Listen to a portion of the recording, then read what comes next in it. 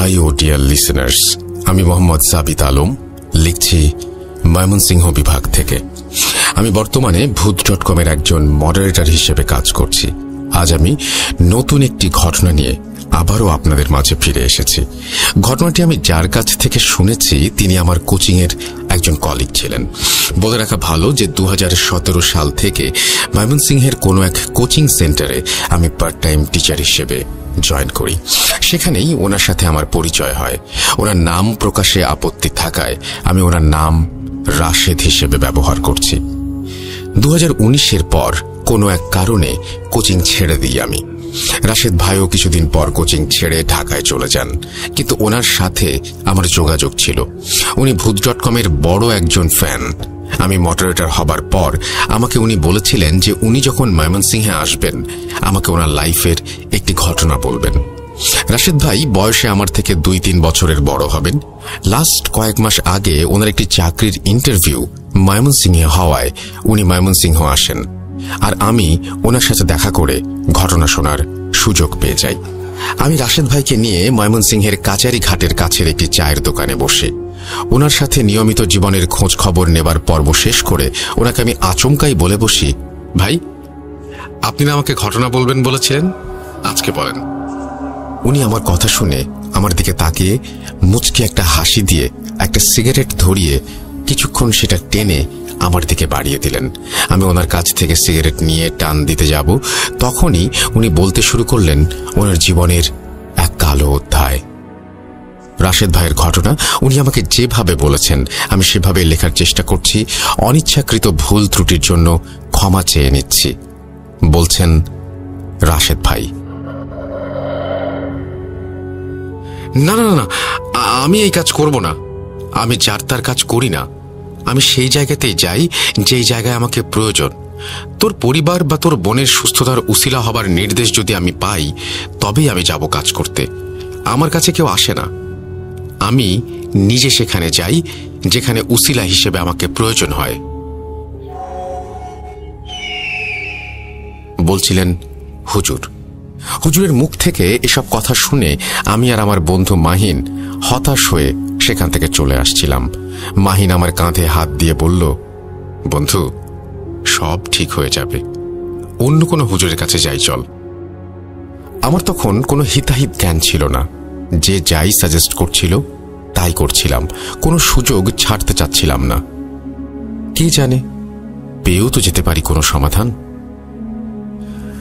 মাহিনের সাথে মসজিদের পর মসজিদ ঘুরছি, হুজুরদের সমস্যা বলছি, কিন্তু সমস্যা শুনে সবাই ইয়া আল্লাহ বলে মাফ চাইতেন আমাদের কাছে, আর বলতেন সমস্যার কারণই আপনারা জানেন না, মাফ করবেন, এই কাজে আমি নেই।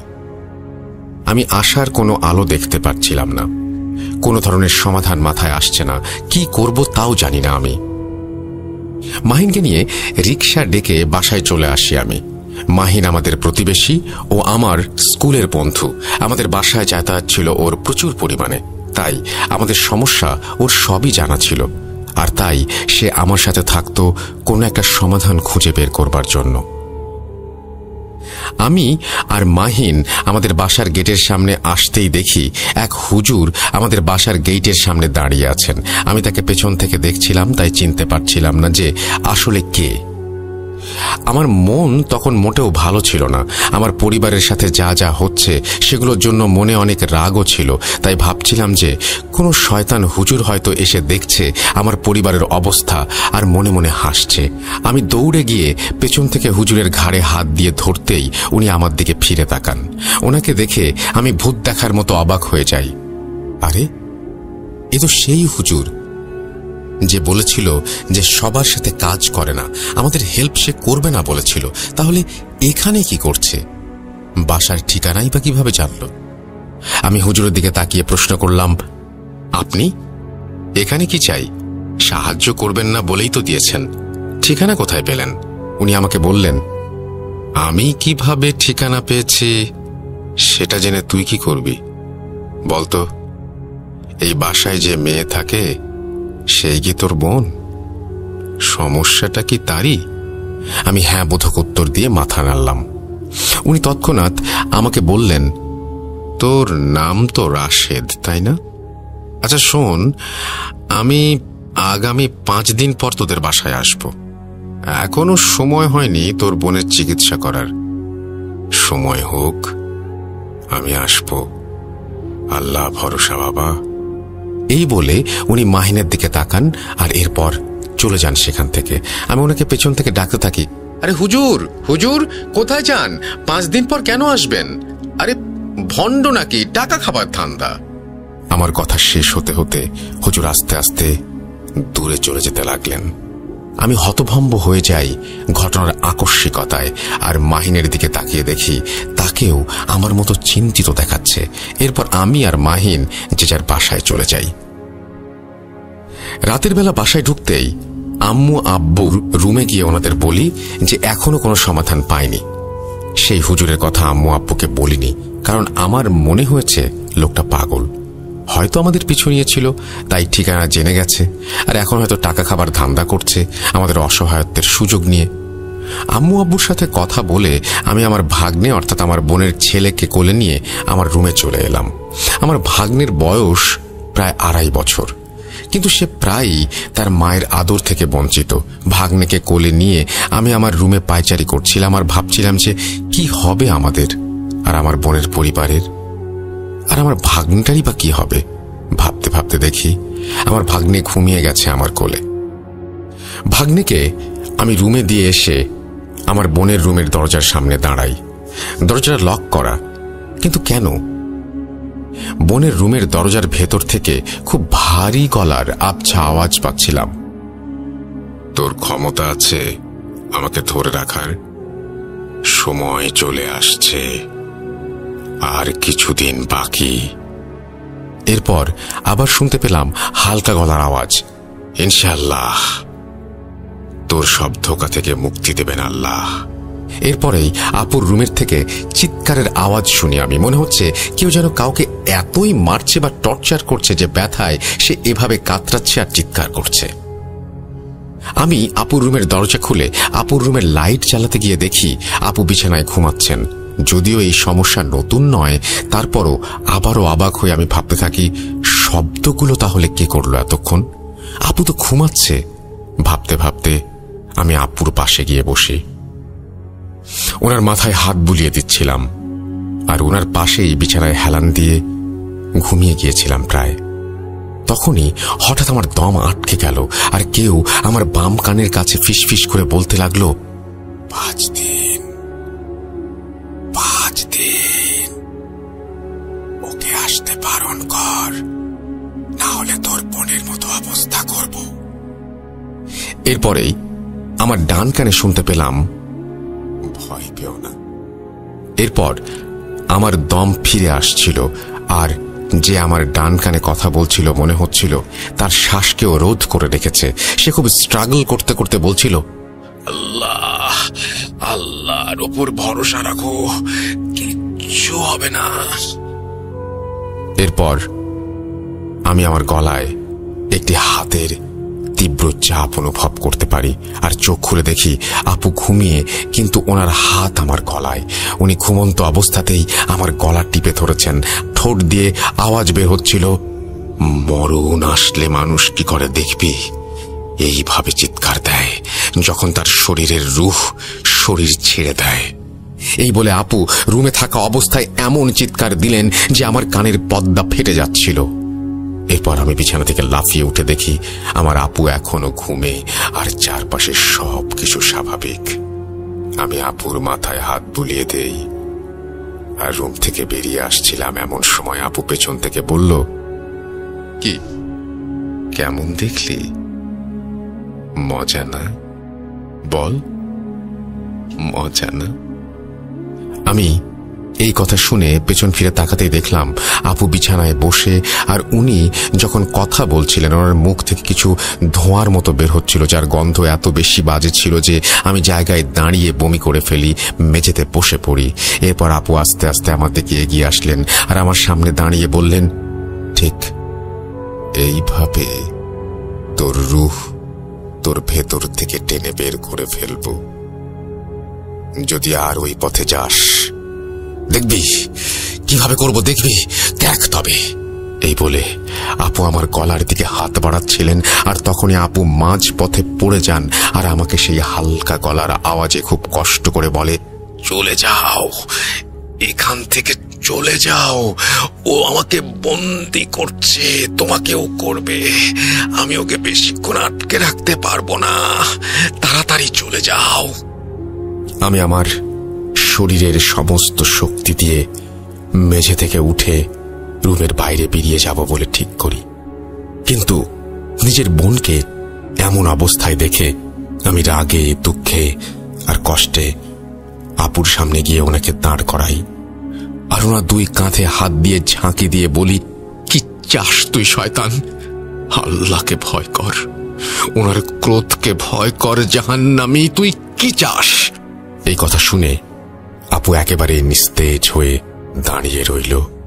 আমি ওনাকে এভাবে নিশ্চুপ দাঁড়িয়ে থাকতে দেখে ভয় পেয়ে একটু পিছিয়ে যেতে নিলে আপু আমার হাত ধরে আমাকে জড়িয়ে ধরেন আর বলেন, আগে শরীর চাই, পরে রুহ, আগে তোর বোনেরটা, পরে তোরটা, এরপর তোর মা বাবার। আমাকে জাগিয়ে অনেক ভুল করেছে ও, আমাকে কেন ডাকলো? আমি এবার সব শেষ। আপু কথাটা শেষও করতে পারেনি, তার আগেই উনি আমাকে ছেড়ে দেন আর আমার থেকে দূরে সরে গিয়ে হালকা আওয়াজে বলেন, চলে যেতে বললাম না তোকে? চলে যা, ও তোকে বন্দি করার আগে চলে যা। এরপর আমার আর কিছুই মনে নেই। এরপর আমার ঘুম ভাঙল পরদিন সন্ধ্যায়। ঘুম থেকে উঠে দেখি আমি নিজের বিছানায় শুয়ে আছি আর আমার আম্মু আমার পাশে বসা। আমি আম্মুকে গতকাল রাতের কথা বললে আম্মু কান্না করতে শুরু করে দেন আর বলতে থাকেন, রাশেদ, তুই গতকাল রাতে তোর ঘরেই ছিলি, তুই এতক্ষণ আমাকে যা বললি, সকালে তোর বোন আমাকে সেইগুলোই বলল, কিন্তু তার ভাষ্য মতে রাতের বেলা সে তোর ঘরে এসেছিল, তুই ওর ঘরে যাসনি, আর তুই নাকি ওর সাথে ওই সব কথা বলেছিস যা তুই শুধুমাত্র আমাকে তোর বোনের নামে বললি। আর তুই দুই রকম আওয়াজে নাকি কথা বলছিলি। সকালে উঠে আমি দুজনকেই দুজনের রুমের দরজার সামনে অজ্ঞান অবস্থায় পেয়েছিলাম। বল বাবা, আমি কাকে বিশ্বাস করব? আম্মুর এই কথা শুনে আমি আম্মুকে সান্ত্বনা দিয়ে বললাম যে আপুর সমস্যাটা মনে হয় আমার মাঝেও আসছে আস্তে আস্তে, জলদি কিছু একটা করতে হবে আমাদের। এরপর আমি দেখি যে মাহিন আমার রুমে ঢুকলো। মাহিন আমাকে বলল, চল, একজন নতুন হুজুরের সন্ধান পেয়েছি, সেখানে যাই। মাহিনের কথা শুনে আমি আর কোনো কিছু না ভেবে শার্ট পরে মাহিনের সাথে চলে যেতে লাগলাম। সারাদিন না খেয়ে থাকার ফলে বাইরে বেরিয়ে দোকানে বসে 2-3টা পুরি খেয়ে আবার সেই হুজুরের কাছে গেলাম। হুজুরের কাছে গিয়ে আমার খুব অস্বস্তি বোধ হচ্ছিল, কারণ ওনার গায়ে টুপি পাঞ্জাবি থাকলেও ওনার চেহারাটা কেমন যেন রুক্ষ আর অমানসিকতায় ভরা ছিল। উনি আমাকে দেখে বললেন, মাহিন আমাকে সব বলেছে, তোর বোনের সমস্যা শেষ হবে।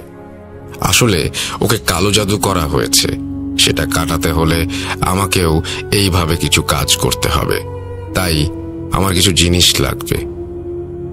একটা মোমবাতি, তোর বোনের ছবি, তার ব্যবহার করা কাপড় আর তার সম্পূর্ণ নাম সহ তোমাদের বাসার সামনের এক মুঠো মাটি। আমি ওনাকে বললাম আমি সব কিছু দিতে রাজি আছি, কিন্তু আমার বোনের ভালো হওয়া চাই। এরপর উনি উদ্ভট একটা হাসি দিয়ে বললেন, কাজ হয়ে যাবে। আমি ওনাকে আগামীকাল সবকিছু দেব বলে আমার বাসার দিকে রওনা দেই। এরপর রিকশায় উঠে এমন সময় কোথা থেকে যেন গতকালের সেই পাগল হুজুর আমার সামনে আসেন। তারপর আমাকে একটা সজোরে চড় দিয়ে বলতে লাগলেন, সর্বনাশ করতে কি উঠে পড়ে লেগেছিলি তুই? তোকে বললাম না 5 দিন পর আসবো, তুই কেন এখানে এলি? আমি চড় খেয়ে কিছুটা স্তব্ধ হয়ে যাই আর ওনার প্রশ্ন শুনে নিজেকে সামলে ওনাকে জিজ্ঞেস করি যে, আপনি এখানে আমাকে মারলেন যে? আপনি আমার পিছু করছেন টাকা খাবার জন্য? ওসব হবে না। এরপর উনি আমাকে খুব ঠান্ডা গলায় বললেন, টাকা? তুই ভেবেছিস আমি টাকার জন্য এসব করছি? তুই জানিস আমি কে? আমি একজন ইঞ্জিনিয়ার ছিলাম, মা বাবাকে শয়তানের কাছে হারিয়ে এই দীক্ষা গ্রহণ করে মানুষকে সাহায্য করাই আমার কাজ এখন। টাকা, তুই আমাকে টাকা দিবি? তোর বোনের জীবনের মূল্যে কত টাকা দিবি আমাকে? টাকার কথা বলিস মূর্খ, কত টাকা দিবি তুই? ওনার কথা শুনে আমি কিছুটা ঠান্ডা হই। এর মাঝে মাহিন সেই হুজুরকে গালাগাল করতে থাকে, কারণ হুজুর আমাকে মেরেছিল। এরপর আমি মাহিনকে শান্ত হতে বললাম, আর হুজুর আমাদের বললেন, চল তোদের নিয়ে সামনে এগুতে এগুতে তোর বোনের ঘটনা শুনবো, আয়। অনেককেই তো বলেছিস, আমাকে একবার বলে দেখ। এই বলে উনি আমাদের নিয়ে হাঁটতে শুরু করেন। আমিও ওনাকে বলতে চাচ্ছিলাম, আসলে হয়তো হালকা হতে চাচ্ছিলাম, বা কোনো সমস্যার সমাধানের আশায়। সে যাই হোক, একটু সামনে যেতেই আমাদের সামনে একটি ভ্যান এলো। ভ্যানওয়ালাকে হুজুর সালাম দিয়ে বললেন, ভাইজান সামনে যাবেন? ভ্যানওয়ালা সালামের উত্তর দিয়ে আমাদের উঠে বসার ইশারা করল। ভ্যানে উঠে হুজুর আমাকে বললেন, এবার বল কি হয়েছে তোর বোনের? আমিও হুজুরকে বলতে লাগলাম, আমার বোনের নাম রিমা, আমার থেকে 3 বছরের বড়। আমি যখন ইন্টারমিডিয়েটে, তখন ওর বিয়ের জন্য পাত্র দেখা হচ্ছিল। আমার বোন খুব লক্ষ্মী আর ঘরোয়া টাইপের একজন মেয়ে, দেখতেও বেশ সুন্দর, কিন্তু কিছুতেই কোনো সম্বন্ধ বিয়ে অবধি গড়াচ্ছিল না। এভাবে 10 থেকে 12টা পাত্র দেখা শেষে আমার মা সিদ্ধান্ত নেন যে মসজিদের ইমামের কাছে আপুকে নিয়ে যাবেন দোয়া নিতে। ইমাম সাহেবের কাছে গেলে উনি আমাদের জানান যে আপুর ওপর বিয়ে বাধা জাদু করা থাকতে পারে বলে উনি সন্দেহ করছেন। উনি আমাদের কোরআন খতম দিতে বলেন এবং মাদ্রাসায় একবেলা খাওয়ানোর কথা বলেন, আর 3টা মুরগি সদকা দিতে বলেন। হুজুরের কথা মতো কাজ করার প্রায় 20 দিনের মাথায় নতুন পাত্র এলো, দেখা হলো। এবার কোনো সমস্যা ছাড়াই বিয়ের কথা পাকাপাকি হয়ে গেল। এরপর আপুর বিয়ে হলো। বিয়ের পর আপুর দিনকাল ভালোই যাচ্ছিল, কিন্তু আমার দুলাভাইয়ের মতে আপু মাঝে মাঝেই আজব সব আচরণ করতেন। কখনো মাঝরাতে দুলাভাই ঘুম থেকে উঠে দেখতেন আপু ওনার দিকে শয়তানি দৃষ্টিতে তাকিয়ে আছেন, আর অন্ধকারে আপুর চোখ বিড়ালের মতো জলজল করছে। আর সে আমার দুলাভাইকে মাঝে মাঝে দিন গোনার মতো বলতো। আপুর কথাগুলো ছিল কিছুটা এমন, আর মাত্র 85 দিন, আমাকে আহ্বান করা হচ্ছে, আমি আসছি, মাত্র 85 দিন। এই বলে নাকি আপু অজ্ঞান হয়ে যেত অথবা পাশ ফিরে শুয়ে ঘুমিয়ে যেত। আমার দুলাভাই ব্যাপারটাকে বেশি একটা আমলে নিতেন না, মডার্ন যুগের ছেলে, তাই পাত্তা দিতেন না এসবে। ভাবতেন যে আপু হয়তো ঘুমের ঘোরে স্বপ্ন দেখছে আর এসব কথা বলছে।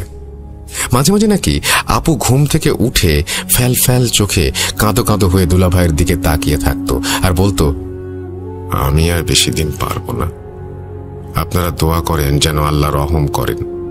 এই বলে নাকি সেও পাশ ফিরে শুয়ে ঘুমিয়ে যেত।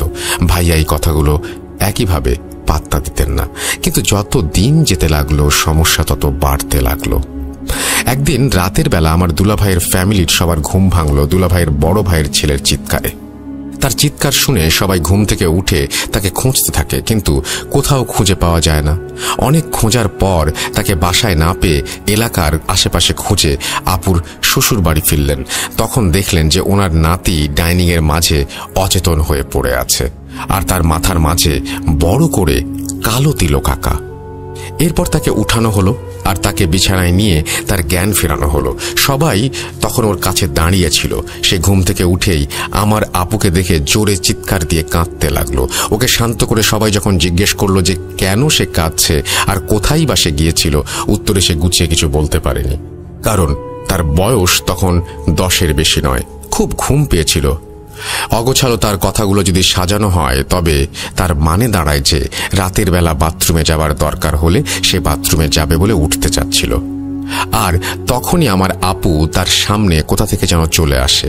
সে আপুর সাথে বাথরুমে যায়, কিন্তু আপু তাকে বাথরুমে নিয়ে গিয়ে তার হাত বেঁধে ফেলে আর একটি মোমবাতি জ্বালিয়ে পর সেটি আঙুল দিয়ে নিভিয়ে তার আঙুলে লাগা মোমবাতির কালি নাকি তার মাথায় লাগিয়েছিল, আর তাকে নাকি বলেছিল, কোরবানি বৃথা যাবে না, এই বয়সে কোরবানি হবি, তোর ভাগ্য খুব ভালো, আয় যাস না, কোথায় নিয়ে যাচ্ছিস ওকে, চলে আয়, আয় দিয়ে যা বলছি, কতদিন এভাবে পারবি?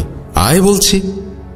আপুর মুখে সব শুনে নাকি সে চিৎকার দিয়ে বাথরুমেই পড়ে যায়, কিন্তু সেখান থেকে ডাইনিয়ে কিভাবে গেল তা সে জানে না। এরপর সবাই আমার আপুর দিকে প্রশ্নবোধক চিহ্ন মুখে তাকালে দুলাভাই আমার আপুকে ডিফেন্ড করার জন্য বললেন, আরে বাচ্চা যখন চিৎকার করলো তখন আমি আর রিমা দুজন মিলে একসাথে ঘুম থেকে উঠে ওকে খোঁজা শুরু করলাম না? তোমরাও তো দেখেছ, বাচ্চা হয়তো কোনো স্বপ্ন দেখেছে। দুলাভাইয়ের এই কথা শুনে কেউ কোনো প্রত্যুত্তর দিতে পারেনি। এরপর এক শুক্রবারে আমার দুলাভাই বাসায় ছিলেন। উনি মাগরিবের ওয়াক্তে মাগরিবের নামাজ পড়তে দাঁড়িয়ে গেলেন রুমে, আর বিছানায় আমার আপু ঘুমাচ্ছিলেন। ভাইয়া নামাজ পড়া শুরু করতেই নাকি আপুর ঘুম ভেঙে যায় এবং সে ভাইয়াকে ধাক্কা দিয়ে জায়নামাজ থেকে ফেলে দেয়। এরপর ভাইয়া নিজেকে সামলে নেন আর মেঝে থেকে উঠে আপুকে সজোরে চড় মারতে গিয়ে দেখেন আপু সেখানে নেই, বরং আপু বিছানাতেই ঘুমাচ্ছেন। এই দেখে ভাইয়ার মনে কিছুটা সন্দেহ হয় আর উনি আবার নামাজ পড়তে বসেন, কিন্তু আশ্চর্যজনকভাবে কোনোভাবেই উনি সূরা ফাতিহা মনে করতে পারছিলেন না। কোনো সূরাই যেন ওনার মাথায় আসছিল না, কিন্তু কিছুক্ষণের মাঝেই উনি নিজেকে হালকা আর স্বাভাবিক ফিল করেন আর সূরাও মনে পড়ে যায়। ভাইয়া কোনো রকমে ফরজ নামাজ শেষ করে রুম থেকে বেরিয়ে চলে যান এবং আপুর শ্বশুর বাড়িকে বিষয়টা জানান। ওনারা ওনাদের এলাকার মসজিদের হুজুরের সাথে যোগাযোগ করলে হুজুর জানান যে নতুন বিয়ে শাদী হলে মাঝে মাঝে খারাপ নজর পড়ে মানুষের ওপর। উনি এরপর দুলাভাইদের বাসায় গিয়ে বাসা বন্ধ করে দিয়ে এসে আপুকে পানি পড়া তেল পড়া দিয়ে চলে যান। পরের দিন রাতে হুজুর আবার দুলাভাইয়ের বাসায় আসেন আর আম্মুকে বলেন, আপনার ছেলের বউয়ের ওপর একটা কালো ছায়া আছে, কিন্তু কি সেটা কেন আপনার ছেলের বউয়ের ওপর বুঝতে পারছি না। আসলে আমি কবিরাজ নই তো, তাই এসব বিষয়ে খুব বেশি জ্ঞান নেই আমার। তবে আমি কিছু কাজ করে দিচ্ছি, দেখেন যদি সমাধান হয় তবে আল্লাহর মেহেরবানি। এই বলে উনি আপুর ব্যবহারের সমস্ত কাপড় নিয়ে আসতে বলেন এবং প্রত্যেকটা কাপড়ের কোণার অংশ একটু একটু করে পুড়িয়ে দেন এবং এক বালতি পানি পড়ে সেখানে কাপড়গুলো ধুইয়ে দিতে বলেন। এরপর যাবার সময় হুজুর বাড়ি বন্ধ করে দিয়ে যান। সমস্যার সমাধান হয়ে যায়। আপুর আর কোনো সমস্যা হচ্ছিল না, ভালোভাবেই দিন কাটছিল আপুর। অনেক দিন কেটে যায় মাঝখানে। আমরা এর মাঝে খবর পাই যে আমি মামা হতে যাচ্ছি, অর্থাৎ আমার আপু প্রেগন্যান্ট। এই খুশির খবর শুনে একদিন আমি ভাবলাম আপুর শ্বশুর বাড়ি ঘুরতে যাব। এই ভেবে আমি ব্যাগ গোছানো শুরু করে দিলাম। সেই সময় মাহিন আমাদের বাসায় আসে আর আমি ঘুরতে যাব শুনে সেও আমার সাথে যেতে চায়। আসলে মাহিন আমার বন্ধু কম, ভাই বেশি ছিল, তাই আমি রাজি হয়ে যাই আর মাহিনকে নিয়ে আপুর ওখানে বেড়াতে যাই। আমি আর মাহিন কয়েকদিন আপুর বাসাতেই থেকে যাই। সবকিছু একেবারে ঠিকঠাক ছিল। 6 থেকে 7 দিন আপুর বাসায় থেকে আমি আর মাহিন ফিরে আসি। আসার সময় আপু আমার আর মাহিনের জন্য নতুন জামা কাপড় গিফট করেন আর মাহিনের বোনের জন্য এক সেট কানের দুল গিফট করেন। আমি ফিরে আসার কিছুদিন পর থেকে আপু অসুস্থ হতে লাগলেন। উনি নাকি প্রায় পেটে ব্যথা অনুভব করেন, কিন্তু মুখ দিয়ে 2-3 বার উহ বের করার সাথে সাথে নাকি ব্যথাটা গায়েব হয়ে যেত। যদিও প্রেগনেন্সিতে বিষয়টা খুব আনইউজুয়াল না, আপু বলতেন এই ব্যথা অন্যরকম ব্যথা। উনি ব্যথায় কাতরাতেন আর বলতেন কেউ আমার শরীরে সুই ফুটাচ্ছে। এতটুকু বলার পরেই ওনার ব্যথা হঠাৎই নাই হয়ে যেত। আস্তে আস্তে আপুর ডেলিভারির ডেট চলে আসে আর আপু আমাদের বাসায় চলে আসেন। আসলে আমার আপু আমার আম্মুর কাছে থাকতে চেয়েছিলেন ওনার ডেলিভারির সময়। আপু বাসায় আসার পরের দিন সন্ধ্যায় আমি আর আপু মিলে আপুর রুমে বসে গল্প করছিলাম। তখন মাহিন আমাদের বাসায় আসে এবং সে আমার সাথে যোগ দেয়। এরপর আমার আর মাহিনের সামনেই আপু আমার গলা টিপে ধরেন। হঠাৎ বলতে থাকেন, অনেক দিন অপেক্ষা করতে হলো, তোর কোনো দোষ নেই, আসলে খুব রেগে আছি তো, তাই তোকে মেরে সেই রাগ আমি ঠান্ডা করব। এই এই তুই আবার এসেছিস, চলে যা বলছি, চলে যা। এই বলে আপু আমার গলা টিপে ধরে। আমার চারপাশ যেন অন্ধকার হয়ে যাচ্ছিল। এরপর আমি আমার কাঁধে মাহিনের ধাক্কা অনুভব করতেই আমার চোখের আলো ফিরে আসে আর আমি নিঃশ্বাস ফিরে পাই। আমি মাহিন আর আপুর দিকে তাকিয়ে দেখি সবকিছুই স্বাভাবিক, কিন্তু আমি আমার গলায় তখনও ব্যথা অনুভব করছিলাম। মাহিন আমাকে বলে, কিরে রাশেদ, কথার মাঝে কি ভাবছিলি? আজ যাই রে, পড়া আছে, দেরি হলে আম্মু অনেক বকবে। এরপর আমাকে আর আপুকে বিদায় দিয়ে মাহিন বাসায় চলে যায়। আমি এরপর বাথরুমে গিয়ে আয়নায় দেখি আমার গলায় আঙুলের ছাপ স্পষ্ট। আমি কিছুতেই মিলাতে পারছিলাম না যে কি থেকে কি হয়ে গেল আমার সাথে। সেদিন রাতে আমি আমার রুমে রাতের বেলা একাধিক ব্যক্তির হাঁটা চলার আওয়াজ শুনতে থাকি। ঘুমের মাঝে কেউ আমার কানের কাছে এসে ভারী গলায় বলতে থাকে, কতদিন ওকে সাহায্য করবি, কতদিন ওর সাহায্য নিয়ে বাঁচবি, আর বেশি দিন নাই, শেষ হবে, সব শেষ হবে। পরক্ষণেই আমার হালকা একটা আওয়াজ শুনতে পাই, ভয় পেও না, আমি আছি, কতদিন পারবো জানি না, কিন্তু আমি আছি, আল্লাহ ভরসা। ভোর হচ্ছে, ওঠো, নামাজ পড়ো, দোয়া করো। হালকা সেই কণ্ঠটা আমি শুনতে পাই। সেই কণ্ঠে যেন খুব কষ্ট নিয়ে এই কথাগুলো বলতে থাকে। এদিকে আম্মুকেও কিছু বলতে পারছিলাম না যে আমার সাথে কি হচ্ছে, কারণ আম্মু অলরেডি আপুকে নিয়ে ব্যস্ত। আর যতই ডেলিভারির ডেট আসছিল, আম্মু যেন ততই খুশি আর নার্ভাস দুটোই হচ্ছিলেন একসাথে। এর মাঝে দেখতে দেখতে আপুর ডেলিভারির ডেট চলে আসে, আর ফুটফুটে এক পুত্র সন্তানের জন্ম দেন আমার আপু। আমরা সবাই খুবই খুশি, আর দুই পরিবারের মাঝে আনন্দের কোনো সীমা ছিল না। আমার ভাগ্নেকে নিয়ে আপু যখন বাসায় ফিরলেন, তখন আমি খেয়াল করতে পারলাম যে আমার ভাগ্নে আমার আপুর কাছে গেলেই কান্নাকাটি করে, আর অন্য সবার কোলে চুপ থাকতো। আপুর কোলে বসে সে খেতেও চাইতো না, কাঁদতে থাকতো। এই সমস্যাটা সন্ধ্যার পর বেশি দেখা যেত, যদিও বিষয়টা স্বাভাবিক মনে হতো না আমাদের, তবুও বেশি একটা আমলে নেই না বিষয়টা। এরপর আপু তার শ্বশুর বাড়ি ফিরে যান আর আমার ভাগ্নেকে নিয়ে যান। ফিরে যাওয়ার পরে আপু যেন নিজেকে পুরোপুরি বদলে ফেলেন আর নতুন করে অন্য রকম এক মানুষ হয়ে যান। আপু সবসময় সাদা কাপড় পরতেন, রুম থেকে কখনোই বের হতেন না, খাওয়া দাওয়া করতেন না ভালো করে। এদিকে আমার ভাগ্নে খুবই ছোট, তাই আপুর খাওয়া দাওয়া না করার ফলে আমার ভাগ্নেরও খাওয়া দাওয়া হচ্ছিল না ভালো করে। আপু তার ছেলেকে একেবারেই কোলে নিতেন না, সন্ধ্যা হলেই ঘুমিয়ে যেতেন, রাত 12টার পর জেগে থাকতেন আর নিজের মনে কথা বলতেন। সকালে যদি ওনাকে জিজ্ঞেস করা হতো যে উনি কি বলছিলেন বিড়বিড় করে, তখন উনি বলতেন যে ওনার কিছু মনে নেই। একদিন আমার দুলাভাই রাতের বেলা ঘুমাচ্ছিলেন, আপু যথারীতি সজাগ। দুলাভাই আপুকে ঘুমাতে বলতেই আপু ওনার গলা টিপে ধরেন আর বলেন, তোর আজও এত সাহস, আমাকে হুকুম করছিস? তোর আর তোর পরিবারের সাথে আমার কোনো লেনাদেনা নেই, আমাকে আমার মতোই থাকতে দে, নাইলে তোর বংশে লাশের স্তূপ বানিয়ে দেব। এই কথা বলা শেষ করে আপু আমার দুলাভাইয়ের গলা ছেড়ে দিয়ে বলেন, আমাকে মাফ করবেন, আমি আর পারছি না, আমাকে সাহায্য করুন। এই বলে নাকি আপু অজ্ঞান হয়ে যায়।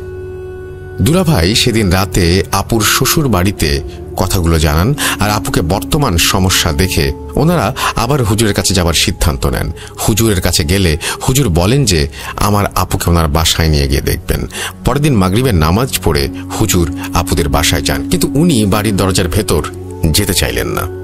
কেন যেতে চাইলেন না জিজ্ঞেস করার পর উনি উত্তর দিলেন, কালো এক ছায়া আপনাদের বাড়িকে ঘিরে রেখেছে, আমি ভেতরে যাব না, আপনাদের বৌমাকে আমার বাসায় নিয়ে আসবেন, আগামীকাল সেখানেই ওকে দেখব। হুজুরের এই কথাগুলো শুনে আপুর শ্বশুর বাড়ির লোকজন ভীষণভাবে চিন্তিত হয়ে যান। পরের দিন সকালবেলা হুজুর আপুর শ্বশুরকে ফোন দিয়ে বলেন, আমাকে ক্ষমা করবেন, আপনার ছেলের বইয়ের চিকিৎসা আমি করতে পারবো না, আমি কোনো কবিরাজ নই, আপনারা ভালো কাউকে দেখান, আমি মাফ চাই। এই বলে হুজুর ফোন কেটে দেন। বারবার ফোন দেওয়া হলেও উনি আর কোনো ফোন রিসিভ করেননি। আপুর শ্বশুর বাড়ির মসজিদে নামাজের পর হুজুরের সাথে দেখা করতে চাইলেও হুজুর প্রতিবার এড়িয়ে চলতেন আপুর শ্বশুরকে। এদিকে আপুর সমস্যা বাড়তেই থাকে। রাতের বেলা দুলাভাই ঘুমালে আপু দুলাভাইকে অনেক কথা বলতেন, হুমকি দিতেন, আর তখন আপুর মুখ থেকে ধোয়ার মতো বাজে দুর্গন্ধযুক্ত বাতাস বের হতো। এতই বাজে গন্ধ ছিল যে দুলাভাই রুমে থাকতে পারতেন না। আস্তে আস্তে আপুর শরীরে নানান জায়গায় দাগ দেখা দিতে লাগলো। হঠাৎ করে আপু খাওয়া দাওয়া বেড়ে গিয়েছিল। এরপর আপু নাকি 4-5 জনের ভাত তরকারি একাই খেয়ে নিতেন আর বাসায় সবার সাথে দুর্ব্যবহার করতেন। দিন, মাস, বছর পার হচ্ছিল এভাবেই। সমস্যাগুলো যেন বাড়ছিল আস্তে আস্তে, কিন্তু অনেক কবিরাজ ডাক্তার দেখিয়েও কোনো সমাধান পাওয়া যাচ্ছিল না। এদিকে আমার ভাগ্নের বয়স 1 বছরের ওপর হয়ে গিয়েছিল তখন। একদিন রাতের বেলা যখন আপুর বাসায় রান্না হচ্ছিল, তখন নাকি আপু রান্নাঘরে গিয়ে ওনার শাশুড়ি আর ভাবিকে বলছিলেন, রান্না হয়নি? আরে রান্না করে কি হবে, দেখ কিভাবে খেতে হয়। এই বলে আপু নাকি কাঁচা মুরগির মাংস খেতে যাচ্ছিলেন। মুরগির একটা মাংস মুখে দেবার সময় আপুর শাশুড়ি আর ভাবি দেখলেন আপুকে যেন অদৃশ্য কিছু ধাক্কা দিয়ে ফেলে দিল, মানে মাংসটা খেতে দিল না। এরপর আপু মেঝেতে পড়ে গিয়ে বলতে লাগলেন, আপনাদের দোহাই লাগে, বাবার বাড়িতে পাঠিয়ে দিন আমাকে, ওখানেই সব সমাধান হবে, আমাকে সাহায্য করুন। এই বলেই আপু জ্ঞান হারান। এরপর আপুকে বাড়ি নিয়ে যাওয়া হয়। বাড়ি আসার পর আপু ওনার ছেলের জন্য পাগল হয়ে গিয়েছিলেন। ছেলেকে ছাড়া এক মুহূর্ত থাকবেন না বলে জানান, এবং এও জানান যে শ্বশুর বাড়িও আর যাবেন না। অগত্যা আমার ভাগ্নেকেও নিয়ে আসা হয় বাড়িতে। বাসায় আসার পর আপু আর আমার ভাগ্নের সাথে আমার আম্মু ঘুমাতেন। আম্মু ঘুমাতেন বললে ভুল হবে, আম্মু আসলে রাতের বেলা জেগে জেগে ওনাদের দুজনকে পাহারা দিতেন। এদিকে রাত জাগতে জাগতে আম্মুর শরীরও খারাপ হয়ে যাচ্ছিল আস্তে আস্তে। আপু যেন আস্তে আস্তে একেবারেই বদলে গেলেন। কেউ ওনার কাছে গেলেই তেড়ে আসেন, থুতু ছেটাতেন, আর একেবারেই নামাজ পড়তেন না। ওনারা সামনে কাউকে নামাজ পড়তে দিতেন না। এদিকে হুজুর, কবিরাজ দেখানো চলছিল, তখনও কিন্তু কেউ কোনো সমাধান দিতে পারছিল না। 2 থেকে 1 দিন ভালো, তো পরে আবার সেই সেম অবস্থা। অনেক ভণ্ড মানুষের পাল্লাতে পড়েছি তখন আমরা, বিপদে পড়লে যা হয় আর কি।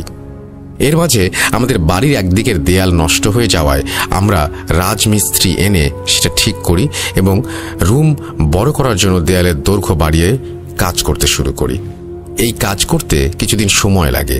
বাসা মেরামতের পরে যেন আপুর সমস্যাগুলো রোজকার হতে থাকলো। উদ্ভট সব কথা বলতেন, যা বোঝা আমাদের কষ্টসাধ্য ছিল। একদিন আম্মু আর আপু আমার ভাগ্নেকে রাতের বেলা পাহারা দিচ্ছিলেন। এমন সময় আম্মুর চোখ লেগে আসে, আর আম্মু শুনতে পান একটা হালকা আওয়াজ আম্মুকে বলছে, মা ওঠেন, তাড়াতাড়ি ওঠেন, আপনার নাতিকে বাঁচান, আমি আর পারছি না কিছু করতে, ওঠেন ওঠেন। এরপর আমার আম্মু ঘুম থেকে জেগে উঠে দেখেন আমার আপু আর আমার ভাগ্নে বিছানায় নেই। আম্মু চিৎকার করে আমাদের জাগান, আর আপু তার বাচ্চাকে খুঁজে পাওয়া যায় বাথরুমে। আপু বালতিতে পানি ভরে আমার ভাগ্নেকে প্রায় ডুবিয়ে ফেলেছিলেন। আর এই দৃশ্য দেখে জলদি আপুকে ধরে তার হাত থেকে বাচ্চাটাকে নিয়ে চলে আসি, আর আপুকে ধরে তার রুমে নিয়ে যেয়ে লক করে দেই। এদিকে আমাদের চিৎকারে মাহিনদের বাসা থেকেও হেল্প করার জন্য সবাই ছুটে আসে। এরপর আমি আর মাহিন হুজুর আর কবিরাজ খুঁজতে লাগলাম। খুঁজতে খুঁজতে ক্লান্ত আর পারছি না। আমাদের কি হবে আপনিই বলুন। আমার কথা শেষ হলে আমি দেখলাম আমাদের বহনকৃত ভ্যান গাড়িটি আমার বাসার সামনে দাঁড়িয়ে আছে। আমি আর মাহিন আশ্চর্য হয়ে গেলাম। এতক্ষণ সময় ধরে কথা বলছি, আর ভ্যান গাড়ি একেবারেও মনে হলো না যে কোন মোড়ে বাঁক নিয়েছে। সোজা পথেই মনে হচ্ছিল ভ্যান চলছিল। সোজা পথে তাহলে কিভাবে বাসায় এলাম? আমাদের দেখে হুজুর মুচকি হাসলেন আর বললেন, আমি বলবো না তুই বা তোরা আমাকে বিশ্বাস কর, কিন্তু আমার যা কাজ আমি তা করেই যাব। চল তোদের বাসায় যাই। এই বলে আমাদের বাসায় আসতে চাইলেন। এদিকে অনেক দেরি হয়ে গেছে বিধায় মাহিন তার বাসায় চলে যেতে চাইছিল, কিন্তু হুজুর বললেন, না, তুই যেতে পারবি না, তুই সবকিছু সাক্ষী, তোকে তো থাকতেই হবে। এরপর আমার অনুরোধে মাহিন বাসায় আসতে রাজি হলো। অবশেষে হুজুরকে নিয়ে আমরা বাসায় ফিরলাম। হুজুর আব্বুর সাথে দেখা করলেন, আর আমার বোনের দরজার সামনে কিছু একটা পড়লেন, আর ওনার সাথে থাকা ব্যাগ থেকে একটি সাদা চক বের করে আপুর রুমের দরজার সামনে দাগ দিয়ে দিলেন। এরপর উনি আমাদের সাথে নিয়ে ড্রয়িং রুমে বসলেন আর বললেন, তোদের মেয়ের সমস্যা আমি জানি, এই জন্যই তো আমি এসেছি এখানে। আমি ঘুরে বেড়াই, আর যেখানে আমাকে দরকার হয় আমি সেখানে নিজেই চলে যাই। কেউ ডাকলেও আমি যাই না। তোদের মেয়ের সমস্যা শুনবি? আমরা সবাই অধীর অপেক্ষা করছিলাম হুজুর কি বলেন সেটা শোনার জন্য। আমরা হুজুরকে হ্যাঁ বোধক ইশারা জানাতেই হুজুর বলতে লাগলেন, 1500 বছরের বেশি বয়স্ক, নিকৃষ্ট, পাপী, অবাধ্য জিনকে আহ্বান করা হয়েছে তোদের মেয়ের জীবন নাশ করতে। তোদের মেয়ে কেন বেঁচে আছে জানিস? তবে শোন, তোদের মেয়ের দাদা, উনি ছিলেন খুব ধার্মিক আর পরহেজগার একজন ব্যক্তি। তোরাও আল্লাহর রহমতে নামাজি আর ধার্মিক। তোর মেয়ের দাদা কয়েকটা জিন পালতেন। এর মধ্যে 3 জনকে তোদের মেয়ের দাদা মৃত্যুর আগে তোদের পরিবারকে রক্ষা করার জন্য জিম্মা দিয়ে যান। কিন্তু এই 1500 বছরের শয়তান জিন তাদের মধ্যে 2 জনকে মেরে ফেলেছে, আর 1 জন এখনো তোদের মেয়েকে রক্ষা করে আসছে। ওকে মারতে পারেনি, কারণ 3 জনের মধ্যে সে সব থেকে শক্তিশালী।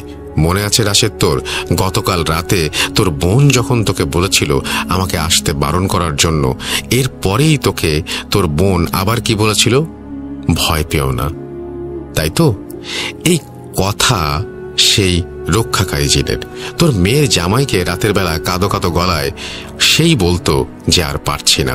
তোদের মেয়ের গর্ভে তোদের নাতি থাকা অবস্থায় ব্যথার উপক্রম করতো যখন শয়তান, তখন সেই রক্ষক জিনই সেটা সমাধান করত। তোদের মেয়ে জামাইকে নামাজে শয়তানটা ধাক্কা দিলে সেই রক্ষক জিনই ওর মাথায় আবার সূরা মনে করে নামাজ পড়তে সাহায্য করে। কাঁচা মাংস খেতে গেলে তোদের মেয়েকে সেই বাধা দিয়েছিল। তোর মেয়ের জামাইয়ের বড় ভাইয়ের ছেলেকেও এই জিনই রক্ষা করেছিল সেদিন। সে তোর পরিবারকে রক্ষা করে আসছে নানানভাবে। এতটুকু শুনে আমি জিজ্ঞাসা করলাম, হুজুর 1500 বছরের জিনকে আহ্বান করা হয়েছে মানে? বুঝলাম না। আমার কথা শুনে হুজুর হাসলেন আর বললেন, এর উত্তর একজনই দিতে পারে, মাহিন। হুজুরের কথা শুনে আমি আর আমার পরিবার এমন শক খেলাম সেটা বলে আর বোঝাতে পারবো না।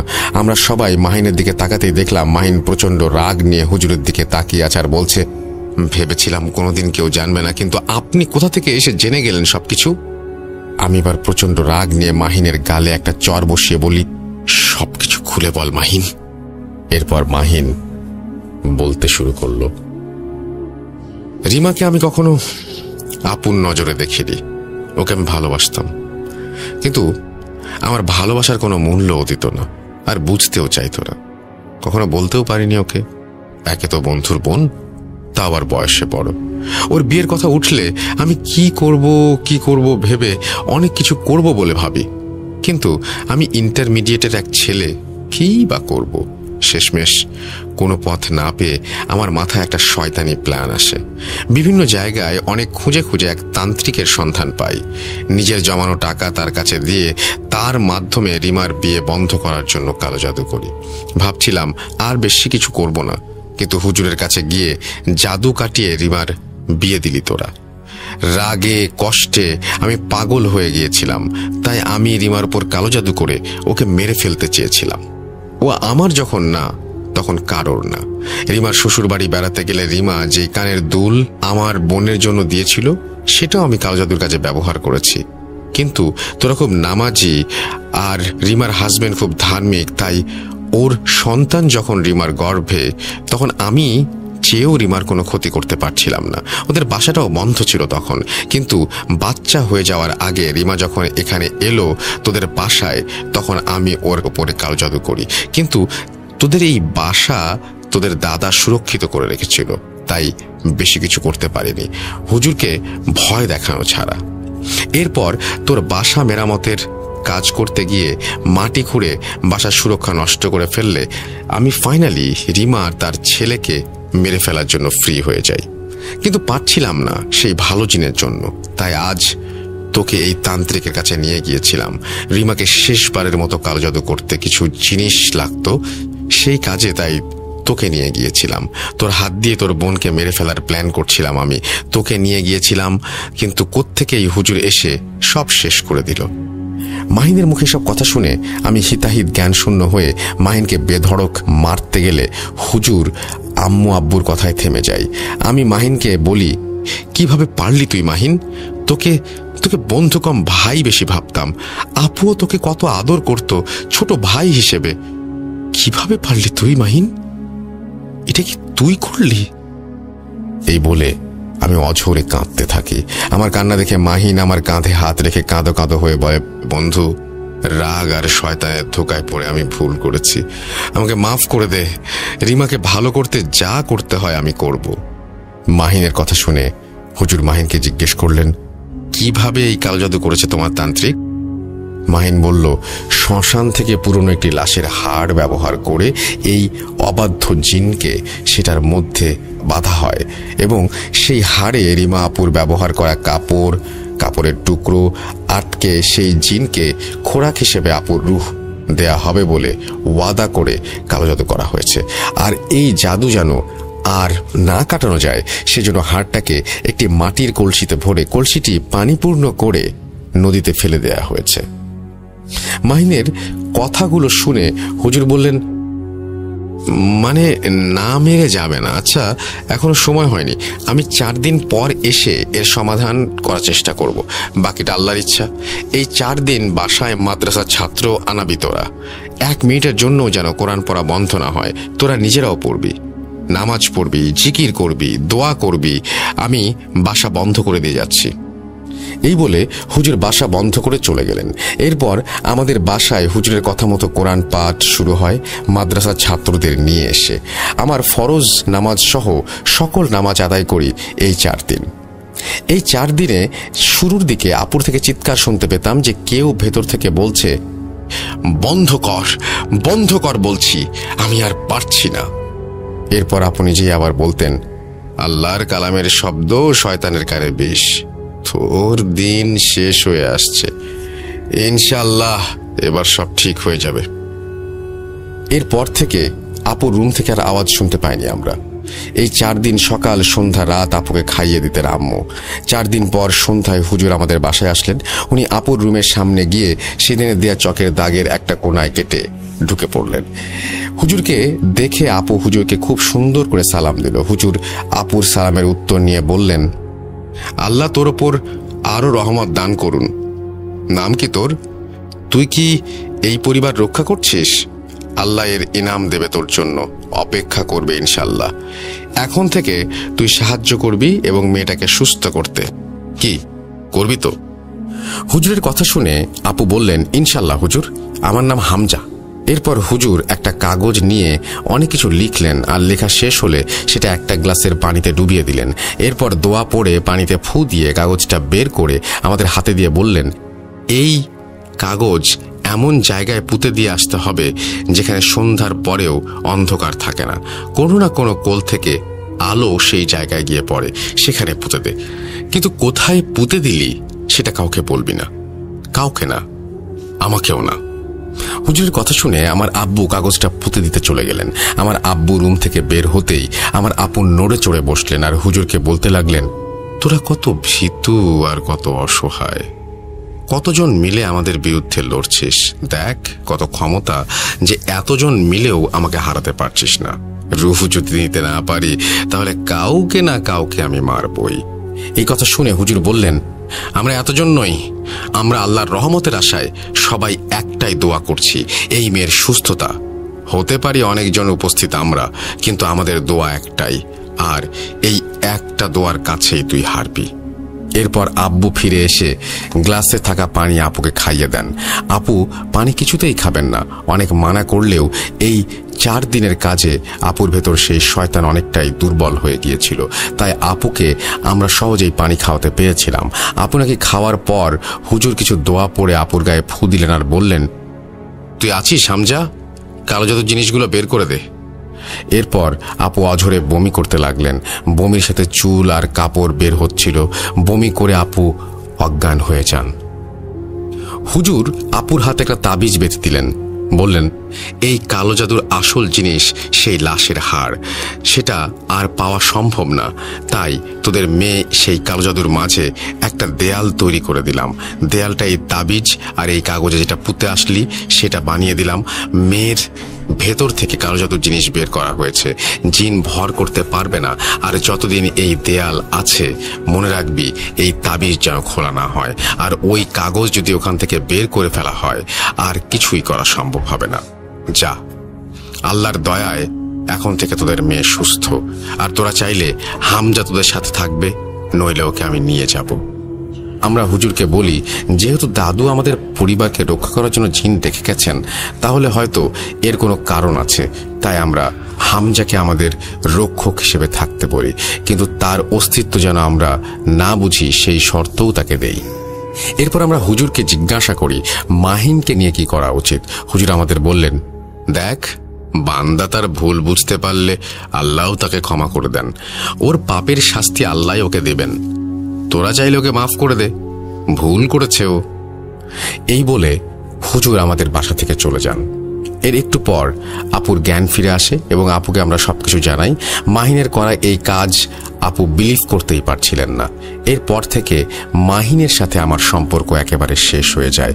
আমি আর আব্বু মিলে সেই তান্ত্রিকের সাথে দেখা করতে গিয়েছিলাম, যার কাছে মাহিন আমাকে নিয়ে গিয়েছিল, কিন্তু তাকে আর সেখানে পাইনি। এরপর মাহিনের মা বাবাকে সব ঘটনা জানালে ওনারা রাগে আর লজ্জায় এলাকা ছেড়ে কোথাও চলে যান এবং আর কখনো ফিরে আসেননি।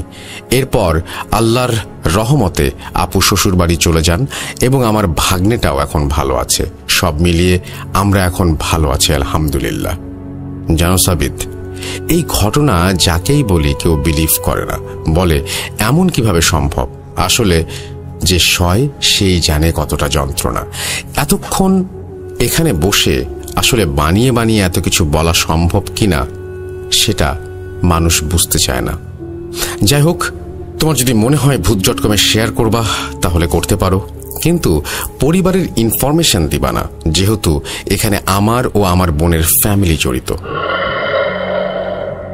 এরপর আমি রাশেদ ভাইকে জিজ্ঞেস করি সেই হুজুরের কথা, সে কোথায় আছে তাও জিজ্ঞেস করি। উনি আমাকে বললেন যে এরপর হুজুরকে আর কখনো দেখা যায়নি, বা যেখানে হুজুরের সাথে দেখা করেছিলেন ওনারা সেখানেও হুজুরকে আর পাওয়া যায়নি। হয়তো অন্য কোনো সমস্যার সমাধান করতে অন্য কোথাও চলে গেছেন উনি। এই বলেই রাশেদ ভাই ওনার ঘটনা শেষ করেন। ঘটনা শুনে আমি আর রাশেদ ভাই সিগারেট খেতে খেতে বাস স্ট্যান্ডে চলে যাই। রাশেদ ভাইকে বাসে উঠিয়ে দিই, আমি আমার বাসায় রওনা হই। রিকশায় বসে সিগারেট খেতে খেতে ভাবছিলাম, মানুষের জীবনে কি কোনো ধরনের ঘটনা নেই? কারো কারোর সাথে মিল থাকে, আবার কারো ঘটনা একেবারেই আলাদা। ঘটনাটি শুনে আমার খুব ভালো লাগায় আমি